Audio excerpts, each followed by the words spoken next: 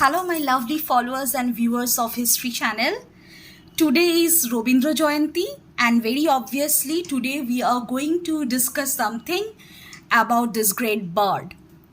Now, if we start talking about him, there will be endless chapters discussing about him. So, I have narrowed down to a topic which is very relevant today. That is his concept about nationalism. His nationalism and his concept about nation and nationalism has been very well, published in a book from his, lectures that he was delivering during the time of First World War in Japan and in America. During those times, this was not well received by the people. But what happens? These were very, very progressive and something which is very, very relevant even today. Ramachandra Guha shows in his brilliant and erudite introduction to this titled book called Nationalism by him that it was by reading and speaking to Tagore that those founders of modern India, Gandhi and Nehru, developed a theory of nationalism that was inclusive. Now this term inclusive, please, you just keep it in your mind. Concept of India is something inclusive. It's not something exclusive. We are inclusive. Okay. Tagore's nationalism should be mandatory reading in today's. Why? Because today we are witnessing xenophobia, sectarianism, violence and intolerance over everywhere. Now, talking about Tagore, I cannot just go to the dates and information and all merely talk about the points in history. I have to read his poetry.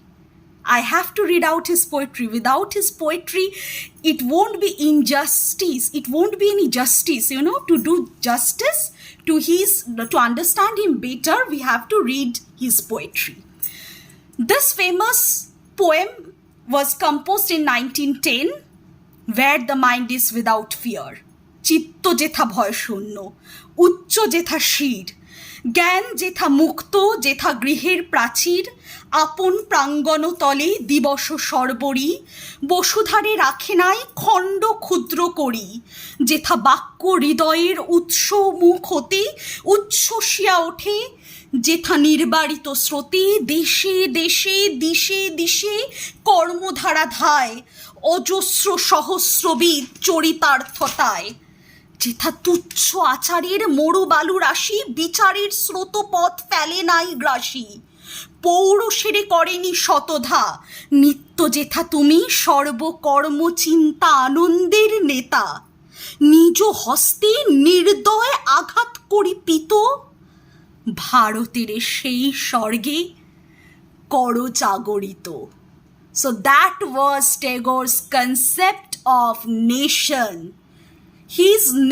His concept of nation was not fragmented by narrow domestic walls of violence based on caste, creed, religion, and so many other sectarianism. Now let me read the English version of the same poem.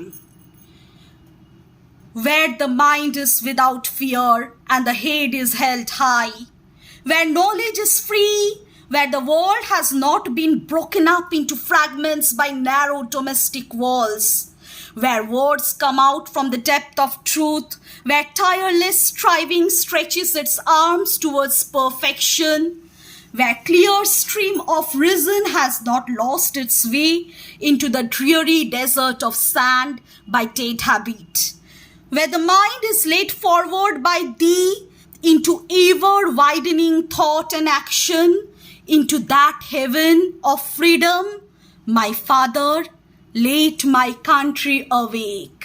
So that was his request to the father to let his country India awake in a beautiful land where we are all free and we don't need to think about this mere differences of sects, communal disharmony should not exist. Rabindranath Tagore was born on 1861 in Jorashakho, Kolkata, and he left this world on 1941. He expressed his views on Indian nationalism on various occasions, and a collection of his speeches on nationalism was published in 1917. And this poem that I just recited out was written in 1910 with the same title. And it has his unconventional, integrated views on Indian nationalism. Now, during the time of India's struggle for freedom, can you imagine that a poet is talking about inclusiveness? He is, a far visionary, and he is visioning that, this mere one nation fighting against the other, this is merely imitating the Western culture. Rather, we should forget about this and think about integrating. So this is something, he had a foresight, and a great foresight.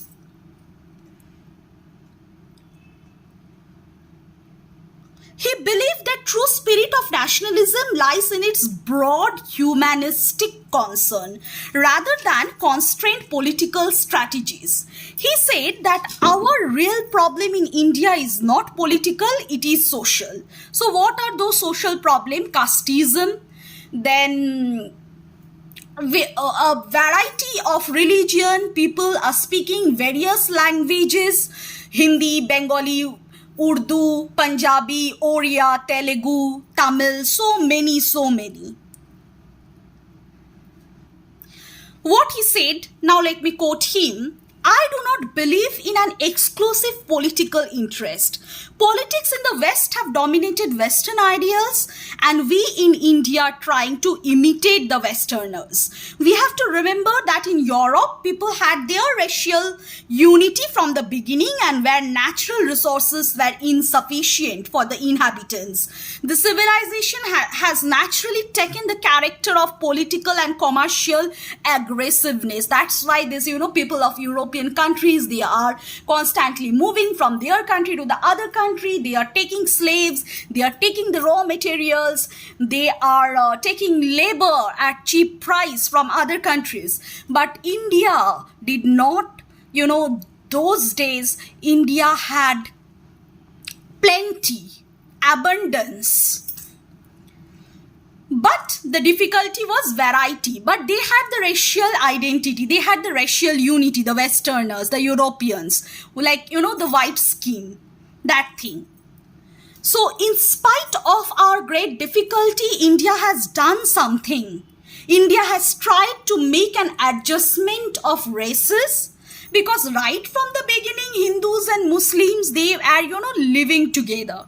So adjustment of races, to acknowledge the real differences between them where this exists, and yet seek for some basis of unity. This basis has come through our saints like Kabir, Nanak, Chaitanya and others, preaching one God to all races of India. In finding the solution of our problem, we shall have help to solve the world's problem. What was the world's problem during the time of First World War? One country is attacking other. So one nation, one powerful nation, one country which has more power, more money, more military strength than the other, has the capacity to attack and kill those people, make them their slaves. But this should not go. Today there is this term, global village. Our world is a global village. So who first thought about it? Our very own Rabindranath Tagore. How? What India has been, the whole world is now. The whole world is becoming one country through scientific facility. If India can offer to the world a solution, it will be a contribution to the humanity. There is only one history, the history of man. All national histories are merely a chapter in the larger one. Each individual has his self-love. Therefore, his brute instinct leads him to fight with other in the sole pursuit of his self-interest. But man has also his higher instincts of sympathy and mutual help. So man should live by that higher instinct and should not follow this, then there should not be any instance of communal disharmony or riot or anything. Then people could live like friends with all.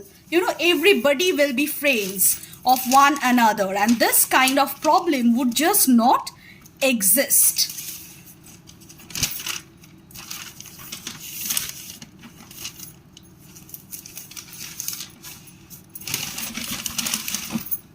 Thank you, friends.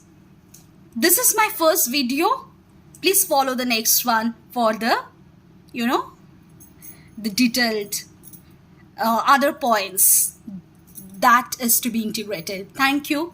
It's very nice. I am really feeling grateful to come in History Channel and be friend with all of you. Thank you from the core of my heart. Please read Tagore. And not only read, try to realize him. Try to realize what he is talking about. Thank you. Please follow and see my next video and subscribe to this channel. Thank you.